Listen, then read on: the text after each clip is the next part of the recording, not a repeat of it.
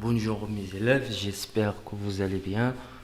Bienvenue dans cette nouvelle vidéo qui est destinée aux élèves de la première année du collège. Dans cette vidéo, je vais vous expliquer comment caractériser une personne. Caractériser, c'est-à-dire décrire. Wasafa. C'est-à-dire à la fin de cette vidéo, vous serez capable d'utiliser les différents moyens qu'on peut utiliser pour caractériser ou décrire une personne. Alors cette leçon elle s'inscrit dans le cadre de la séquence 3 dont l'objectif est de décrire bien sûr une personne et l'intégrer dans le récit. Alors rappelez-vous, pour dresser le portrait d'une personne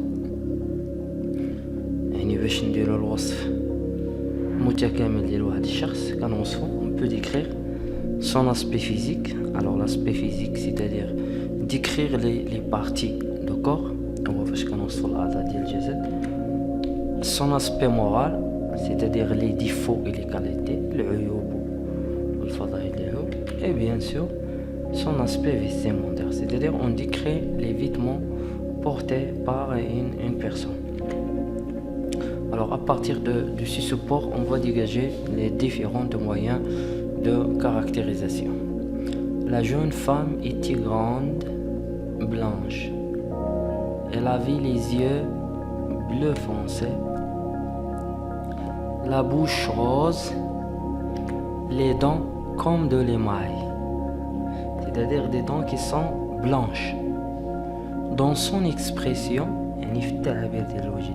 on lisait à la fois l'orgueil, l'inquiétude et la tristesse. يعني من خلال الملامح ديال الوجه ديالها يظهر في ملامحها التكبر والقلق والحزن.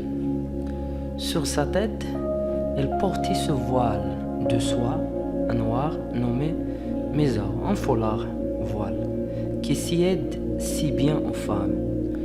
Son costume en velours, المادة مناش مصنوعة هاد لو costume était propre, نقي, mais de la plus grande simplicité. Très bien. Alors maintenant, on va dégager le portrait physique, le portrait moral et la description de la tenue vestimentaire de personnage qui est décrit dans ce texte.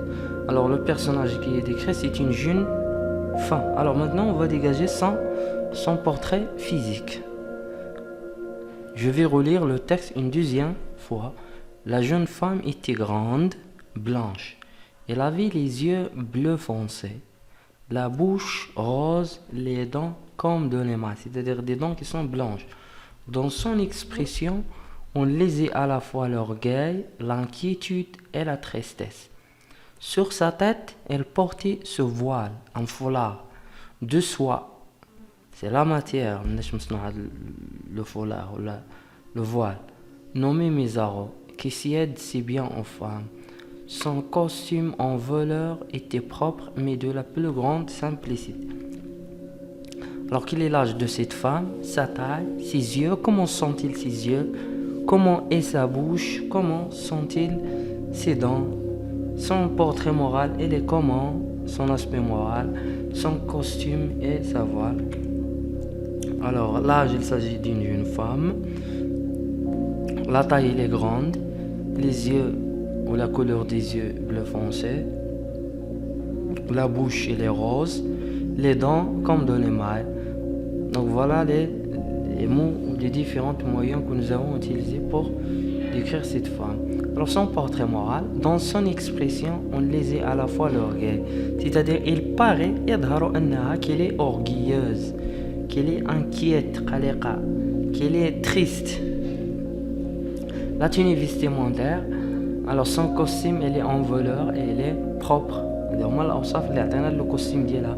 Sa voile elle est comment, de soie et noire. Mais alors le personnage qui est décrit c'est une jeune femme. Les caractérisants utilisés, c'est-à-dire quels sont les caractérisants pour décrire cette femme. Alors, elle est jeune, grande, blanche, bleue, foncée et rose. comment sont-ils ses dents? Comme de l'émail. La voile, elle est comment? De soie, sa couleur est noire. Son costume, il est comment? En velours. Aussi, il est propre. Alors maintenant, on va classer ces différentes caractérisations dans un tableau.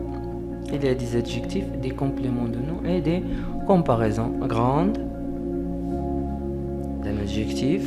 Jeune, شابة, c'est un adjectif. Blanche, c'est un adjectif. Bleu foncé, c'est un adjectif aussi de couleur. Rose, aussi un adjectif de couleur. Comme de l'émail. Ici, est-ce qu'il s'agit d'un adjectif? Non. Rappelez-vous, des dents comme de l'émail. Regardez bien.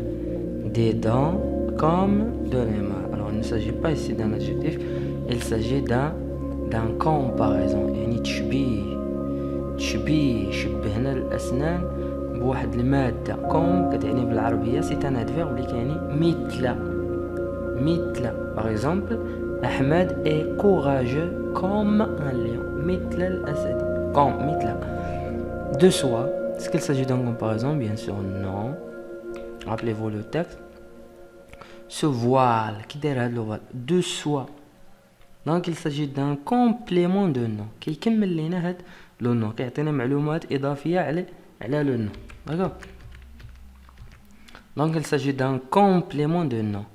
Noir, bien sûr, c'est un adjectif de couleur. En voleur. Alors, sans costume, en voleur.